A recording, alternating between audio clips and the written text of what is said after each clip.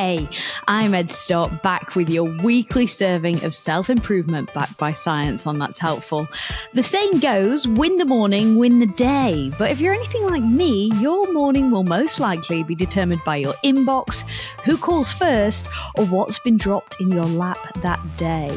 Well, productivity expert Donna McGeorge says this way of working is a big mistake and could see the quality of your work suffer, not to mention the extra hours spent at your desk later on.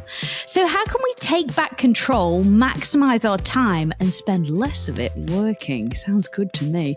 Well, Donna is my guest today, and she's the author of The First 2 Hours, Make Better Use of Your Most Valuable Time, as well as a whole host of books on productivity. And we also, my headphones just dropped out. And we also did a brilliant episode on ChatGPT hacks and how they can help you take back your time too, which I'm going to link in the show notes. If you haven't heard the episode already, highly recommend you going and having a listen to it, because if you are meal prepping, you're going to want to know how ChatGPT can help you to do that, because my God, it's cool.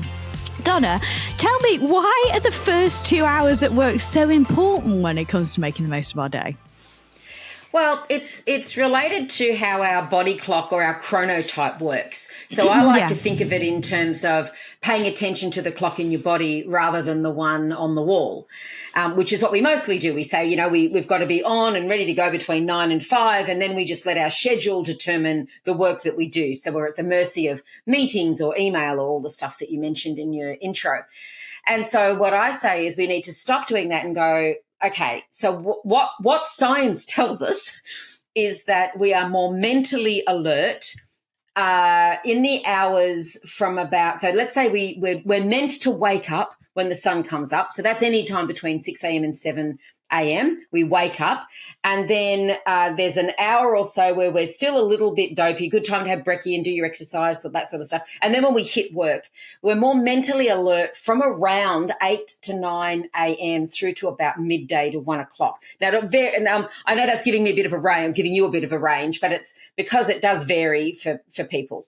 So we're more mentally alert in the mornings, and we have more physical, let's call it dexterity, in the afternoon. So repetitive tasks, routine stuff that doesn't require a lot of brain space, we're better at in the afternoon. And it's also we've got greater balance, our muscles work better, all sorts of stuff, which means exercising in the afternoon's really better for you. Yeah, right. But why I think it's so important is that we end up wasting that awesome mental alertness doing repetitive, wasteful tasks like email, which we could do in the afternoon. Yeah, that's so true. And it's definitely true for me. But you just get sucked into it. And I guess it's about being a lot more intentional with how we spend our time. So how can we absolutely maximize these first 2 hours of the day? I guess recognizing the importance of them is the first step. But what's next? So, well, actually, even though the book was called The First 2 Hours, I actually think it's the fourth 2 hours. So in the book, I talk about each of the 4 quadrants, first, second, third, fourth 2 hours, and what are the best kind of work-related activities to do at that time. Doesn't mean you do it for the whole 2 hours. It's just what's in that 2 hour frame or bucket of time. These are the kind of best things to do. And so the fourth 2 hours of the day is kind of where you do the things that your future self will thank you for. So as you're winding up the day, right? Winding up the day, thinking about, where am I? For me, what it means is, where am I going tomorrow? What's my agenda or schedule look like? Is there anything I can prepare or do today that'll take me, 5 or 10 minutes of investment of time today just saves me a mountain of stuff the next day. If I'm traveling, what route am I taking? Is there a parking station nearby? And then little things like, what am I wearing? So I make the decision each day when I'm going, I already decided what I was wearing this morning. It's paid off. Yesterday. Oh, thank you. You look gorgeous. Thanks. And so then the other thing I think about is, what is it I need to do tomorrow morning? And so what happens is, if we don't be intentional earlier, we try to be intentional in the moment, but it's too late. We're already at the mercy of our inbox. And if we're not careful, we can just sit in our inbox all day between rushing off to meetings and back, and we can get to the end of the day and feel like we were flat out but didn't really achieve a lot. So that's kind of my suggestion. If anyone's listening right now and thinking, how do I even get started with this? You start the night before. Yeah, absolutely. It makes so much sense. And then, so if we are, looking at our day the night before, how do we best plan and block out that time? Do you recommend like putting stuff on our calendar, or is it a to-do list? What's the best thing to do? So I do everything via my calendar. I do have the odd little, let's call it little analog tool that I use from time to time. This is my little red book. And so nice. In here because this is pretty portable, I can carry it around. I get quite motivated. And I have to say my husband loves it when he sees my little red book, because he knows that means business when the little red book comes out. I like it. But most of the time I protect time in my diary. So if I'm to say wanting to protect the mornings, because you really do, you really should protect the mornings for you and your most important thing, which means go as far into the future as you can, put a recurring appointment in for every morning for 2 hours from wherever you start work. So if you start at 8, then it goes from 8 till 10, 9 till 11, whatever. And if anyone's listening and they're thinking, I can't do that in my work, they would be very demanding about that. I'm going to say, okay, well, make whatever adjustments you need to make. If it's just an hour, just do an hour. But if you don't protect it, it's almost like people think that your calendar's open season. If there's nothing blocked in there, then people will just come and book stuff in. Yeah, they don't so check with you. They don't ask you. They just assume it's free. So block it. Then at least you've got the choice. And the second thing I'd say around that, because a lot of people say, but, they'll just book stuff anyway. And I'm going to say, well, how about we have I call it the assumption of reasonableness. It's because too often we have an assumption of unreasonableness where we say, someone, doesn't matter their seniority, someone's booked a meeting with me. I assume it's unreasonable for me to decline it, or I assume they will be unreasonable about me declining it because of whatever. That's so true. Whereas I'm going to, right? And I'm going to say, let's have an assumption of reasonableness. It's perfectly reasonable for you to go back and say, actually, I've got something else on at that time. Would it be, can we just move it out an hour or tomorrow or later this afternoon? And it's perfectly, and assume they will be reasonable about it too. They'll go, yeah, sure. Now, there's going to be odd times where they say, oh, there's 18 other people. You're the only one that can't come. Is there anything you can do? You go, sure. Or they're super important, super busy. That's the only slot I have in the next 6 months. Fine, be flexible about it. But I just think at least approach it with an assumption of reasonableness before you give it up. So, yes, going in and protecting time. I then, when I receive an email that has a thing to do, it might be prepare for a podcast, or it might be do a proposal, or it might be something that requires what I call my brain power.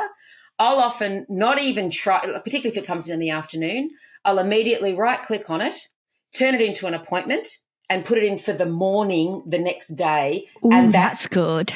Right? Yeah. And that then means I've got all my high levels of alertness, my better energy, better focus, better attention in the morning than trying to bang something out when I'm just not at my best, right?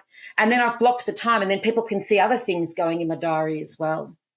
Yeah, like it. That's genius. I really like those. Because like you're right. So many of us go into it and think, oh, well, I guess I've got nothing on. So when's good for you? And then actually you end up having your calendar controlled by multiple different people who've all got their own agendas, and it doesn't work the best for you. Yeah, 100%. And so what about a to-do list? Do you have any tips for writing a to-do list that's actually helpful? Sure. So first of all, to-do lists are great. And I had someone point out to me recently that they are the ultimate procrastination tool, because you're writing down all the things you're going to do rather than just doing them. So first of all, I love the 2-second rule. If it'll take you, 2-minute rule. Oops. I love the 2-minute rule. So if it'll take you 2 minutes to do it, just do it. Yeah. Just do it there and then. So that's things like, I can make not all phone calls go for 2 minutes, but a quick 2-minute phone call, or I can quickly do an email, or I can quickly tidy up my desk or whatever. If it'll take you 2 minutes, just do it. The second thing is, because there's certain times of day that are better to do certain things, and I'll give you this for the show notes. I'll give you a free layout, which is a way to think about, it's just being more intentional about when I'm going to do it, not necessarily just this big, long list. Because if you have just a big, long list, that is at risk of having you feel more overwhelmed.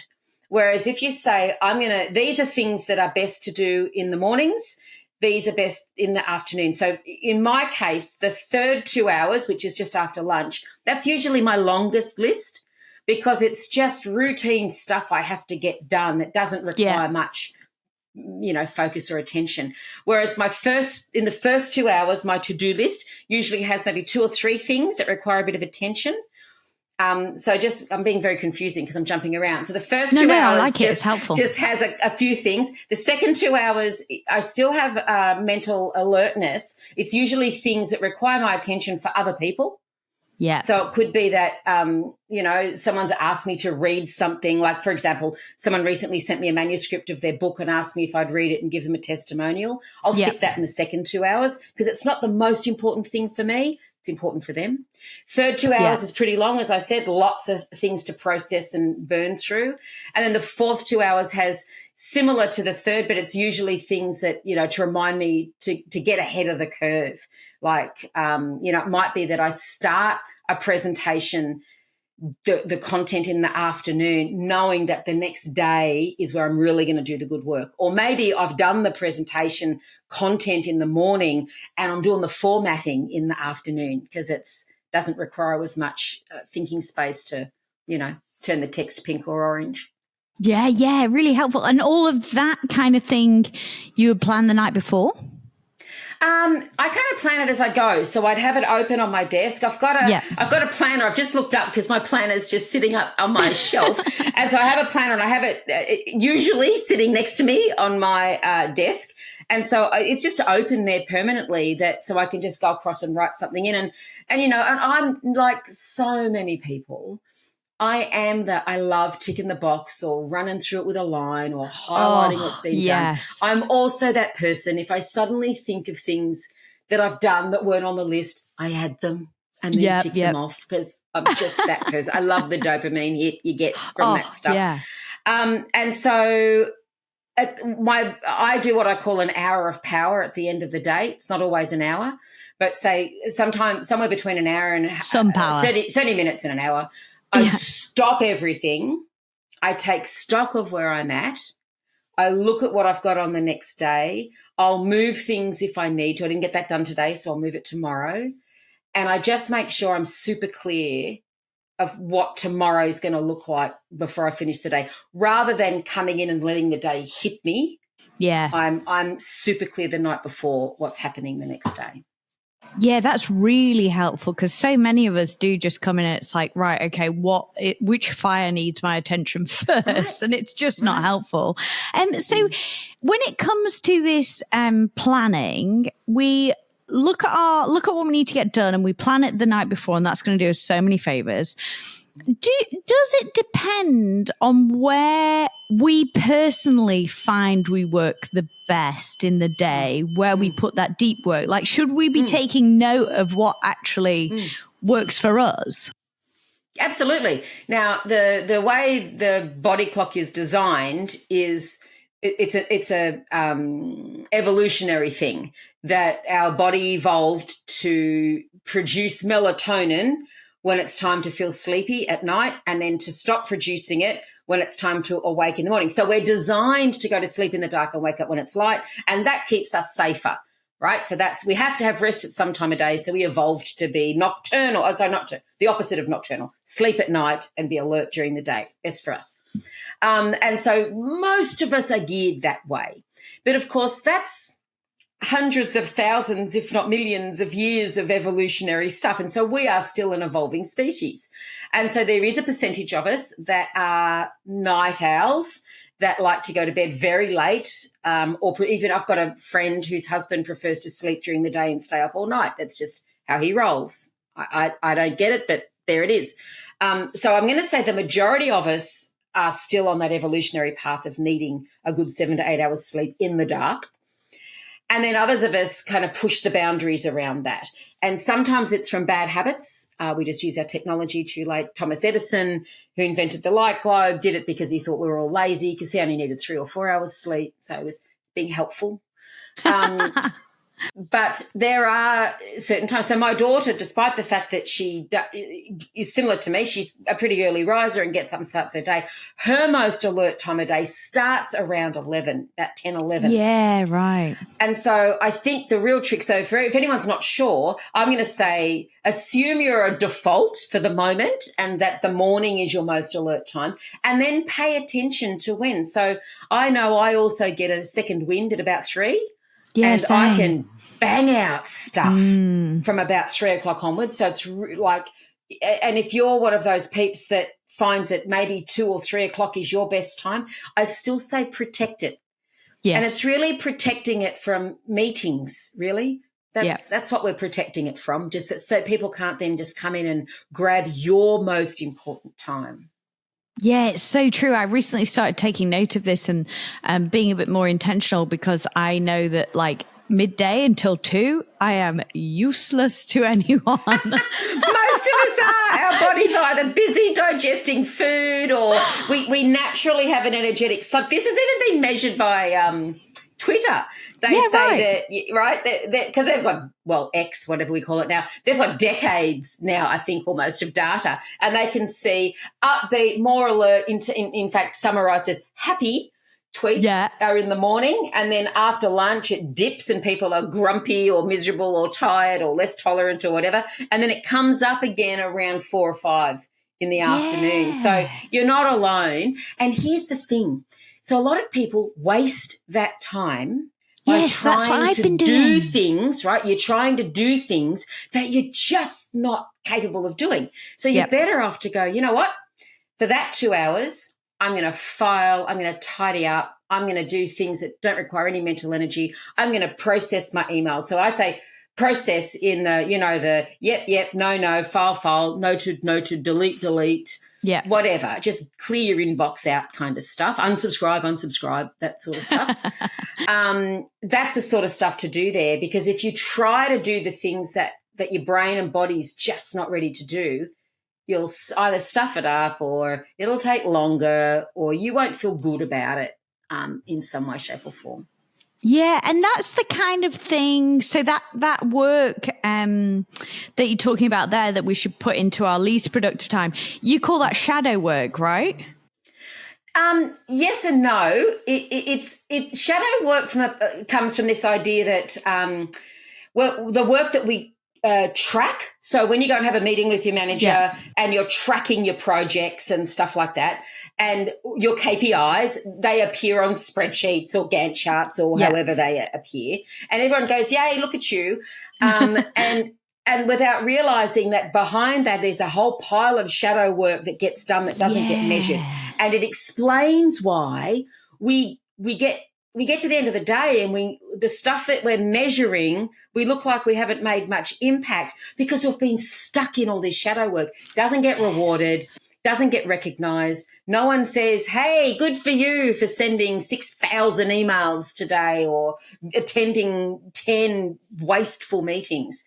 And so, I'm going to say if you can get your shadow work into that third 2 hours, it means that the work that's in the light, your sunny work, it gets more time and more space in your world. And you won't be at the mercy of it. See that's what I'm all about. It's that intentional stuff. It's not enough anymore to say it's the nature of my work. It's my boss, it's my colleagues, it's my people. Like that's what I hear in my head. No, I've seen the most junior of people set up boundaries for themselves about how they work and have extraordinary success, even though they're the most junior person in an organisation. So it's nothing to do with seniority or whatever. It's just you taking back control and agency over the way in which you work. Yeah, I also feel like when you start working this way, it is kind of contagious in an organisation. Like if you start being more intentional with your time, other people do too. Well, I think it's like anything. The grass is always greener where you water it is one of my favorite sayings. And so the moment you begin, it's why Weight Watchers has been the most popular weight loss company and process ever. Whether you like it or not, don't all at us about, I hate Weight Watchers or whatever. It's very popular because it's putting conscious attention on calorie counting, what you're consuming. And anytime we put conscious attention on something, we get results. Yeah. And so if you start really consciously thinking, what am I going to spend the next 2 hours on? And is this a good use of my time? Rather than getting to the end of the day and going, I just got swamped all day by everything.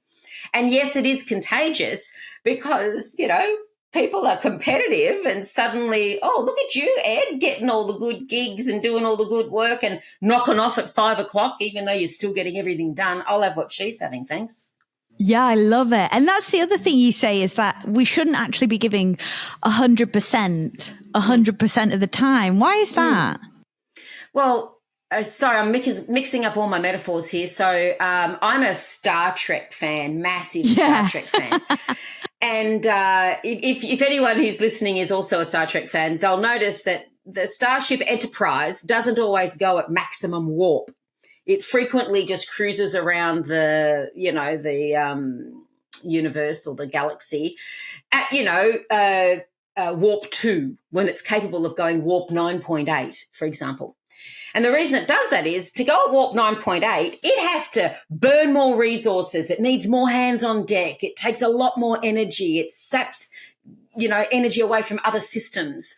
And the humans are the same. If we're constantly going at warp 9.8, we're using so much more energy, which means at some point we either fall in a heap or we're taking stuff away from other important systems that we have. So I'm a huge fan of something called the 15% rule, which says we need to have at least a 15% buffer in our diary or in our worlds, in our lives. That means we're not constantly going at 100% of the time. You can surge if you need to, but our normal operating pace should be, 85% or less, depending on the nature of your role. And what that buffer does is it gives us a bit of energy. It gives us space. In our diaries, what that looks like is, in addition to lunch, an hour protected for you in your diary. So kind of, go back, rewind and listen to it, whether you do it in the morning or the afternoon, but it's an hour in the diary that is just yours. And it means you've got a buffer or a gap that you feel like you have more control when you have that. So I sometimes have either every day, or sometimes I'll condense it and have, say, 4 or 5 hours on a Friday where I don't accept meetings, and that's my buffer. You don't ever want to be the person that is too busy, too booked out to talk about an awesome opportunity. I never want to be that person that, when Ed calls and says, hey, can you be on my show? I don't want to be the person that says, oh, I'm sorry, I'm booked up for 6 months. I want to be able to say, yeah, awesome opportunity. I've got capacity. That's what it is. I've got capacity to do that. So if you're at full capacity, it's not going to work. So giving yourself that buffer is what I suggest we do. Now, I just realised you said science and research-based, and I talked about science fiction.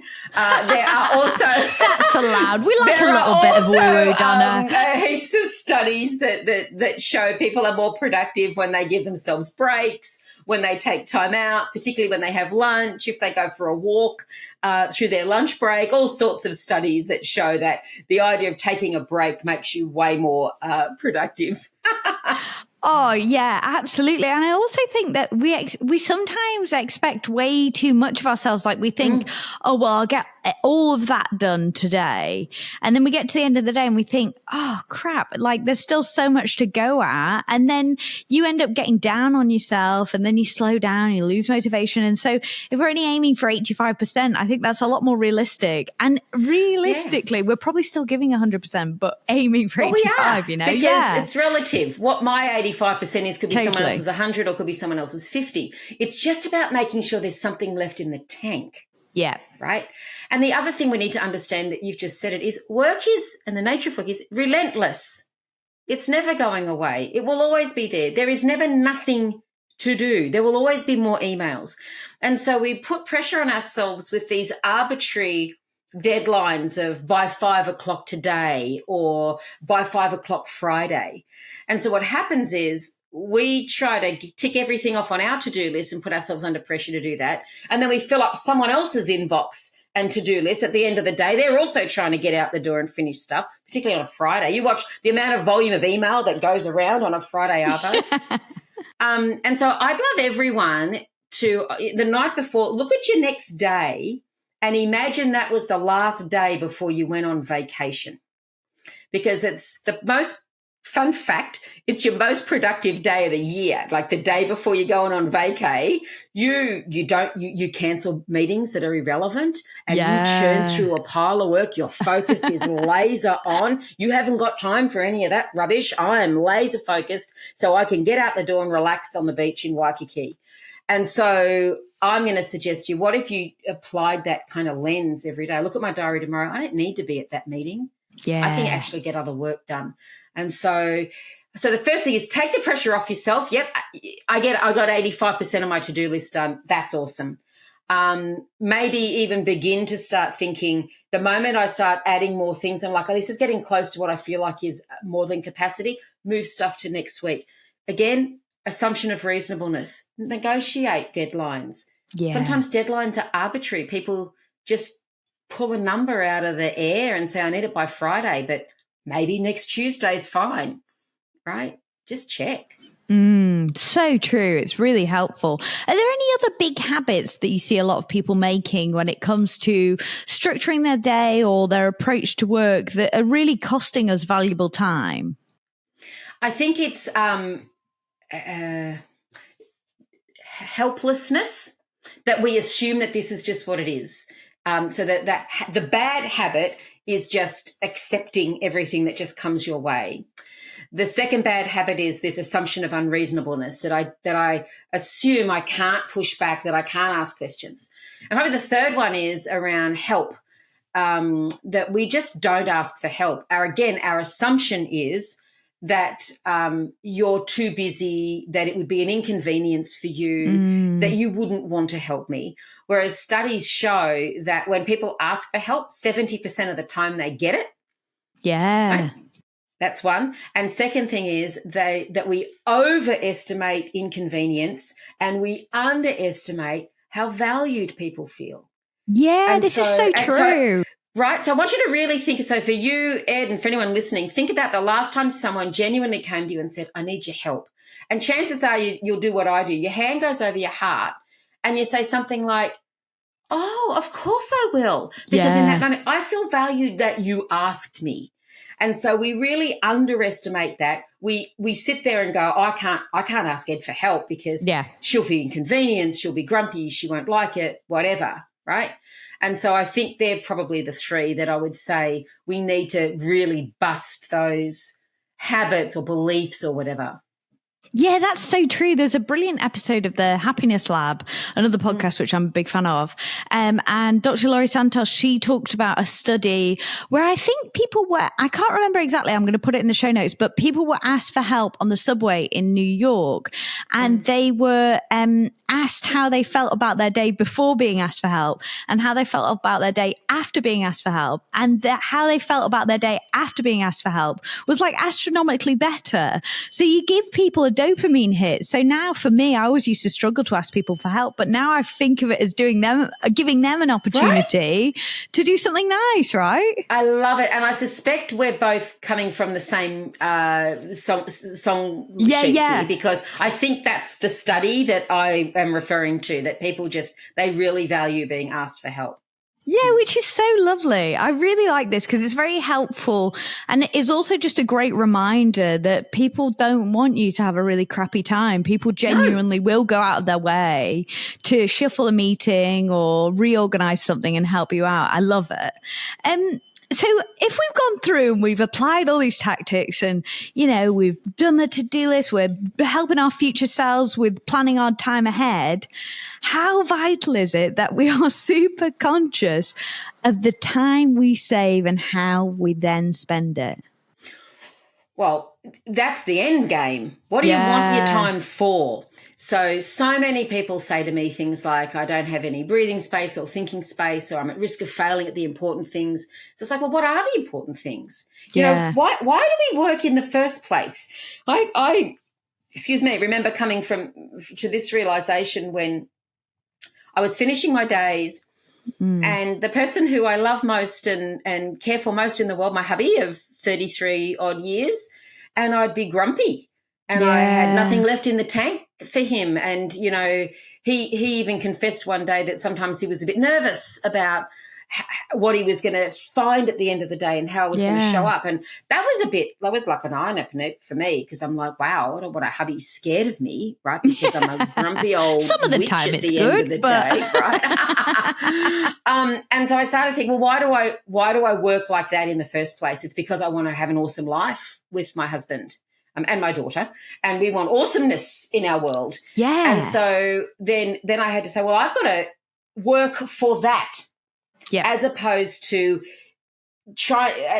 not having that. It's you know, it's this weird thing. So anyone, you got to ask yourself again, why are you working so hard? And they'll say, because I want to provide an awesome life for my family.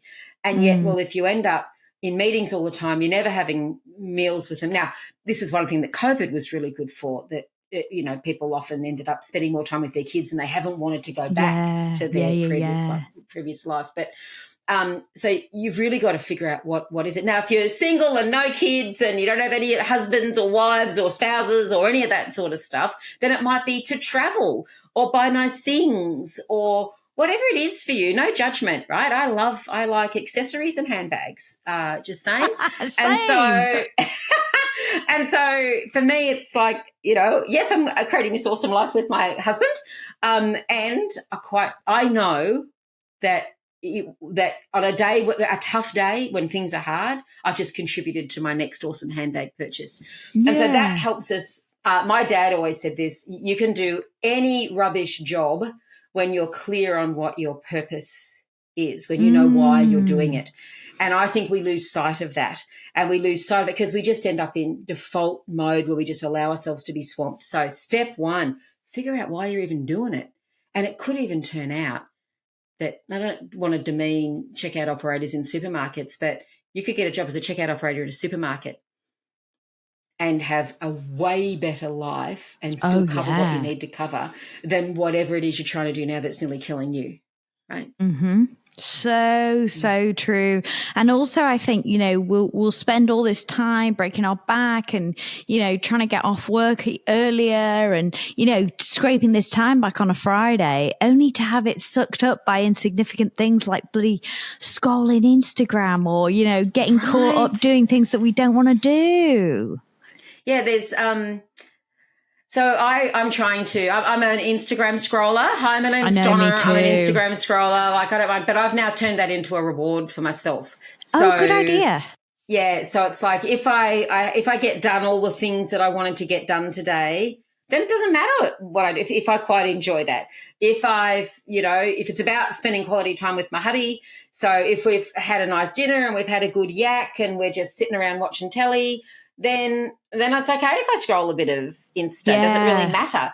But it's if you're doing it nearly like an addiction, and I do say where you can't stay off it and you can't, easy. You're not choosing to be on it, you're compelled to be on it. And so I'm not anti-social media or scrolling. I'm just more, who's the boss of you? Are you letting social media be the boss of you? That's no different now to being stuck in emails or crappy meetings. Yeah, again, it's that intentionality with your time, Absolutely. Isn't it? Yeah, I've started spending when I stop work on a Friday, like 4:00, sometimes 3, Donna. I will log off from Instagram and delete the app from my phone for the entire weekend. Oh my gosh, game changer.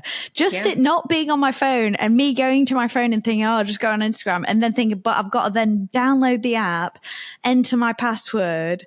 Like, I just don't do it by the time, because I've put 2 more steps in the way. By the time I've actually gone to do that, I don't want to do it anymore. It's an awesome strategy. Because it just creates a couple of blockers for you. It's kind of the opposite of if you want to exercise in the morning, sleep in your gym gear or have it right next to your bed. So I have it right next to my bed, so I've got to stand on it when I get up, so it makes it easy to put on, right? But the other thing I did on mine was I removed all the little red dots. So anytime you open your phone, I was bombarded with all these little red dots. So I knew I'd say, I'm just going to text my sister. And then suddenly I'd see all these red dots and I'd get all distracted by all the red dots. And then I go, now, why did I open my phone in the first place? Yeah. And so now I text my sister, and I suppose if I've got time, I'll have a look. But if you're feeling uncomfortable about deleting the app, then just remove all, turn off all notifications, including those little red dots. And I have them off on my desktop as well. So I couldn't tell you how many emails that have come in while we've been talking, because I can't look down and see that. And that's a game changer as well, because otherwise it would be distracting, right? And that's why people get distracted on virtual meetings, because they look down, they see a little red dot that says you got 10 emails sitting there, and the desire to just have a quick look. And you can always tell when they're looking. You can. And it shows up on their face, because the white screen that comes up, it changes the light on their face. If they're wearing glasses, you can actually see their email come up in their glasses. It's like, we know, people. We know. 100%. I love it. I just think that it's a brilliant approach, to spend all of our time more intentionally, not just the time we spend at work, and think about how we invest that too, like we actually are spending time on people, places and things. I absolutely love it. If we only remember one thing about restructuring our day and really prioritizing what's important, what's the one thing you want us to remember, Donna? Look, I think there's two, if I can steal two. One You're is allowed to. Thank you. It's the pay attention to the clock in your body, not the one on the wall. So start tracking that. That's about your intentionality. And the second thing is there at least one thing you could do today that will make tomorrow an easier day? A decision you can make, something you can finish or wrap up. It just means tomorrow starts out that much easier. Yeah, I love that, because I started thinking about being kind to my future self. And I feel like then you get the hit once you do it the day before, but you also get the hit the next day when you realize you've already done it. So it's the best thing ever. I know, it's like so dopamine all over the place. It's excellent. I love it. Oh, Donna, this has been brilliant. Thank you so much. I really appreciate your time. Thank you for having me again, Ed. It's been lovely. Again. And Donna, as I mentioned in the intro, Donna did a brilliant episode with us about how you can use ChatGPT to take care of some of your most tedious, boring chores, including meal planning. So good. Donna's also got a book on that, if it sounds like something you'd be into. I'll put all the links to Donna's work and Donna's book and the other podcasts that we did in the show notes, and the links that Donna mentioned while we were chatting too, so you can check that out. But make sure you do, because this is really valuable, and I just genuinely think it's something we don't often think about, but it can make a massive difference. And these are really easy things to do that are going to make a huge boost to your life. So definitely check that out in the show notes. If you're enjoying the podcast, please leave me a review wherever you're listening. I really appreciate it. And I just bloody love reading them. Plus, it helps other people find our little self-improvement club. I'm Ed Stott. I sincerely hope that's helpful.